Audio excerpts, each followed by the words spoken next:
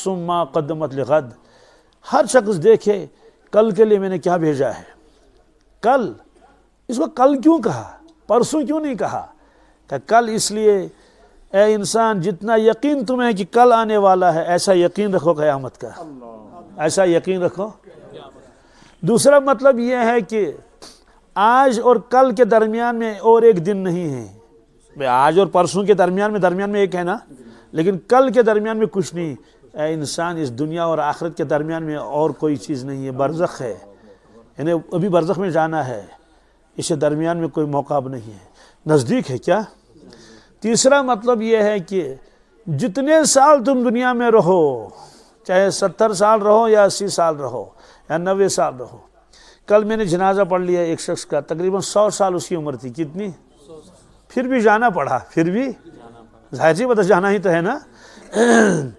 تو فرمایا کہ جتنے سال تم دنیا میں رہو گے زندہ، یہ سب سال ایک دن ہے۔ کیا ہے یہ سب سال؟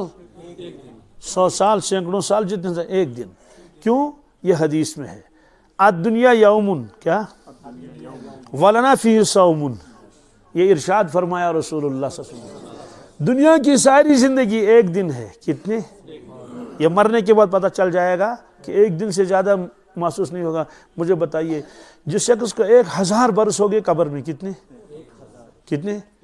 1000 سال، تو اس کو جو دنیا جو زندگی اس نے گزاری تھی کتنا وہ محسوس ہوگا؟ دن بھی نہیں۔ اور جس کو 5000 سال ہو گئے قبر میں، کتنے؟ تو 5000 بھی ہو گئے لوگوں کو، نہیں ہو گئے؟ 3000 ہو گئے، نہیں ہو گئے؟ 1500 ہو گئے، نہیں ہو گئے؟ تو اس کو دنیا کی زندگی ایک دن سے زیادہ نہیں محسوس ہوگی۔ اس لیے اللہ کے نبی صلی اللہ علیہ وسلم فرمایا الدنیا یومن، کیا؟ دنیا کی زندگی ایک دن ہے، لیکن اگلا جملہ سن لو، وَلَنَا فِيهِ صَوْمٌ، کیا؟ ہمارے لیے اس میں روزہ ہے، ہمارے لیے اس میں۔ اس کا مطلب تو ہے کہ جیسے روزہ دار دن میں روزہ رکھتا ہے، اپنے روزے کو توڑتا نہیں، کیا؟ بہت احتیاط کرتا ہے، یاد رکھتا ہے، پیاس لگی پھر بھی نہیں پیتا ہے، بھوک لگی پھر بھی نہیں کھاتا ہے، حالانکہ دیکھتا کوئی نہیں۔ مجھے بتائیے رمضان کے مہینے میں اگر آپ اپنے باغ میں ہوں گے، دیکھتا کوئی نہیں، آپ سیب کھائیں گے؟ آپ ناشپاتی کھائیں گے؟ اگر پانی رکھا ہوا پیئیں گے؟ کیوں؟ ہر ایک آدمی کو معلوم ہے میرا تو روزہ ہے۔ فرمایا کہ جس طرح سے روزہ دار روزے کے اندر ان تمام چیزوں سے بچتا ہے جن سے روزہ مکروہ ہوتا ہے یا ٹوٹ جاتا ہے، کہتے اے میرے امتی تم ساری زندگی روزے دار کی طرح رہو، ساری زندگی روزے دار کی رہو، یعنی اپنے تقوی کے روزے کو مت توڑو، اپنے تقوی اور پرہیزگاری کے روزے کو مت، یعنی گناہ مت کرو، اللہ کی نافرمانی مت کرو، متقی اور پرہیزگار بن جاؤ، اللہ کا کوئی حکم مت توڑو، سارے احکامات پر چلو۔ تو ساری زندگی روزہ رکھنا ہے۔ سوال افطار کب کریں گے؟ کیا افطار؟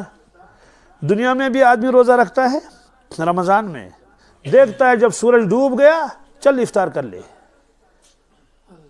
تو اس سے پہلے ہی سورج ڈوبنے سے پہلے ہی سامنے رکھتا ہے ببری تریش، کیا کشمیری سمجھ میں آتا نا ببری تریش، اس میں ببری لگاتے ہیں نا، ببری تریش تراونتت ہے نا، اور کھجوریں، کیا، اور پھیرین، اور کیا کیا، اور ان چاہتے افطار کرنے اشاسن نسم کھومت خیالوں میں کس پہ؟ تو سوال یہ ہے کہ سورج ڈوب گیا چل افطار کر، کیا پی لے پانی خوب، اس کے بعد دعا ہے ذهب الظمأ، کیا وابتلت العروق وثبت الاجر انشاءاللہ، پیاس بجھ گئی، کیا تریش پھٹ، تریش رگن پھر شہجار، کیا ثواب دی میول انشاءاللہ، یہ حدیث میں دعا ہے۔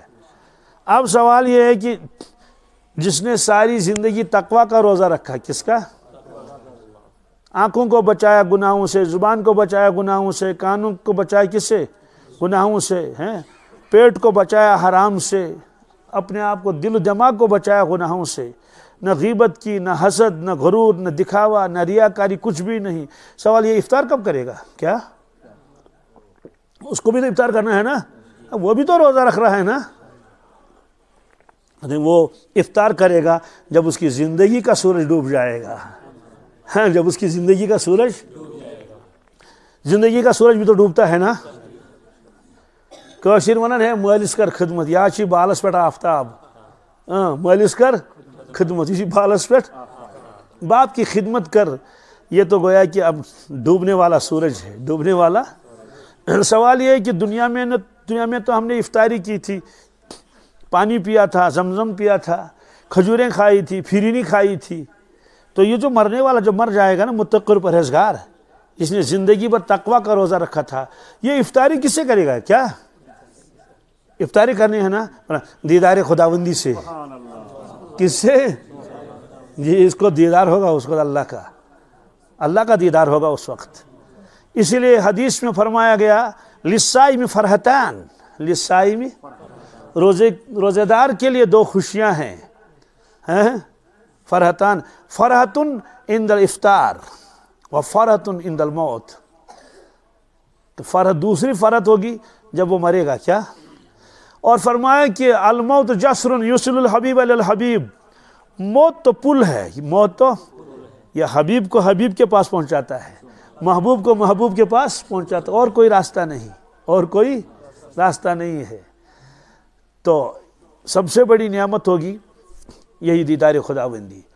یہ مضمون قرآن پاک میں بھی ہے. مرتے وقت فرشتے اسے کہیں گے یا ایتھا النفس المطمئنہ ارجعی الی ربک راضیۃ مرضیہ فادخلی فی عبادی وادخلی جنتی. اے اللہ کے بندے, اے اللہ کے ولی, اے متقی اور پرہیزگار, اے خدا سے ڈرنے والے, اے نفس مطمئنہ. کیا؟ نفس کی 3 قسمیں ہیں قرآن پاک میں. نفس امارہ, کیا؟ جو گناہ کر کے خوش ہو جائے, جو گناہ کر کے